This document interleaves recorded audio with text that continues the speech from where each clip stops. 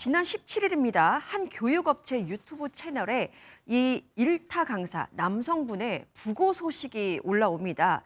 이 사망한 강사는 28년째 강의를 이어오고 있는 부동산 공법 분야의 일타 강사였는데요. 네. 공인중개사 시험을 보는 수험생들이라면 누구나 알 법한 그렇게 유명한 사람이었습니다. 이름만 들어도 알 정도예요, 네, 저분이. 그렇습니다. 근데 최근까지도 영상을 올리면서 제자들과 소통을 활발하게 했던 강사이기 때문에 갑작스러운 사망 소식에 학생들 사이에서는 과로로 인한 심장마비로 돌아가셨나라는 소문이 돌기도 했습니다.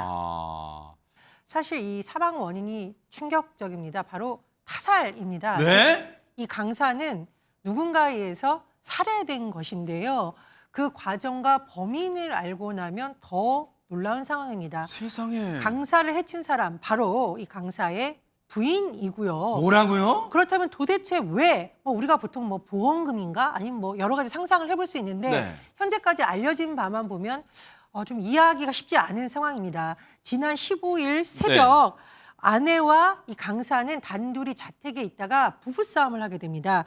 그런데 아내가 술병을 휘둘렀고요. 이 강사가 맞아서 병원으로 이송을 했습니다. 하지만 치료를 받던 중 오후 2시에 사망을 했는데요. 약 12시간 만에 일어난 일이었습니다. 네, 이 아내는 이 범행 후에 바로 경찰에 신고를 해서 자수를 합니다. 이 경찰에 밝히기를 남편이 이혼을 요구해서 화가 나서 이 술병을 휘둘렀다 이렇게 진술을 했습니다. 경찰은 조사 결과 이 둘 사이에 실랑이가 있다가 그게 큰 싸움으로 번진 게 아닐까 그렇게 추측을 한다라고 했고요. 근데 다만 이전에 이 둘 사이에서 어떤 경찰의 신고는 그러니까 경찰의 부부싸움과 관련된 신고는 없었다라고 하니까요. 네. 좀 더 조사가 좀 필요해 보입니다. 이분의 경우 이제 이렇게 희생이 됐는데 너무나 갑작스럽고 충격적인 이 소식이 전해지게 되니까 네. 이분이 28년 동안 강사 생활을 했다는 그랬죠. 거 아니겠습니까? 그럼 그동안 수많은 제자들이 있었을 거잖아요. 그러네요. 그러니까 이분들 사이에서는 정말 믿을 수 없다라는 이런 그 이야기들이 이제 전해지면서 제자들이 온라인상에서 애도를 이어가고 있는 그런 충격도 상황입니다. 크겠네요, 진짜. 그러니까 28년 동안이나 강의를 했기 때문에 너무 과로를 해서 갑작스럽게 돌아가신 것이 아닌가 이런 이야기들이 많았었고요. 네. 언제나 정말 반갑게 반겨주셨던 선생님인데 너무 그립다. 네. 또 수험생들을 언제나 따뜻하게 맞아주셨던 분인데 그리고 힘든 수험 생활을 교수님 덕에 겨우겨우 버텼었는데 어떻게 이런 일이 일어날 수 있을까라고 믿지 못하는 이런 반응들을 보였습니다. 또 과거에 청강했던 한 누리꾼에 의하면은요, 이분의 경우는 정말 설명을 조곤조곤하게 이 교수님이 해주셨고 궁금한 점이 있어서 문자를 보내게 되면 너무나 그야말로 10초 컷이라고 하죠. 아주 빠르게 대답을 해주셔서 참 감탄을 했던 그런 세상에. 선생님이었다고 회고를 하기도 했습니다. 네. 그래서 덕분에 시험 통과해서 지금 개업을 하고 있는 와중에 이와 같은 소식을 접하게 되니까 정말 믿기 어렵고 너무 화도 나고 슬프고 그래서 눈물을 펑펑 흘렸다는 이런 후일담이 전해지기도 했습니다. 경찰이 일단 아내에 대해서 상해 치사 혐의를 적용해 구속영장을 신청했습니다. 그런데 법원이 증거인멸 및 도주 우려가 없다는 이유로 구속영장을 기각했습니다.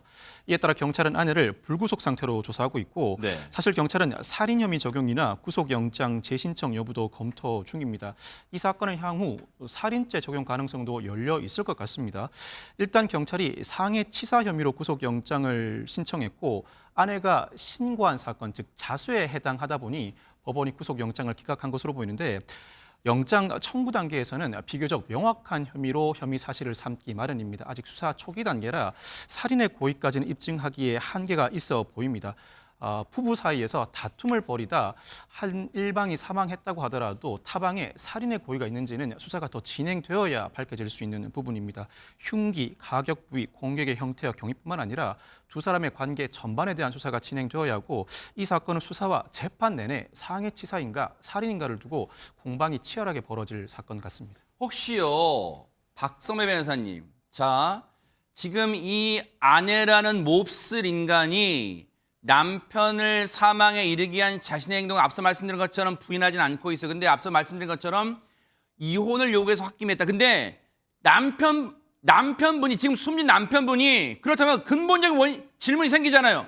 왜 그러면 단둘이 살고 있던 이 아내와 단둘이 살고 있던 남편이 아내에게 느닷없이 이혼을 요구하는 지경에 이르는가? 그 과정까지 다 샅샅이 들여다봐야 되는 거 아니에요? 왜냐하면 혹시 모를 금전관계, 뭔가 불만족스러운 금전관계 있다든가 아니면 혹시 다른 이유 있다든가 다 그런 것도 혹시 수사에 포함됩니까? 사람이 사망한 사건이라 현장에서 긴급 체포할 수밖에 없고 긴급 체포하게 되면 48시간 이내 구속영장을 신청해야 하다 보니 수사할 수 있는 시간 자체가 충분하지 않습니다. 이에 따라 비교적 명확한 혐의라고 할 수 있는 더 작은 혐의, 즉 상해치사죄를 적용하고 구속영장을 신청했는데 지금부터는 구속영장이 발부되든 기각되든 충분한 시간을 확보한 상태에서 두 사람의 평소 관계, 두 사람이 부부싸움을 하게 된 경위, 극단적인 상황으로까지 치닫게 된 이유를 전반적으로 조사할 방침입니다. 이와 같은 조사 과정에서 결국 두 사람의 상당히 악화된 사이, 나아가서 어느 일방이 타방을 살해할 수도 있는 가능성, 즉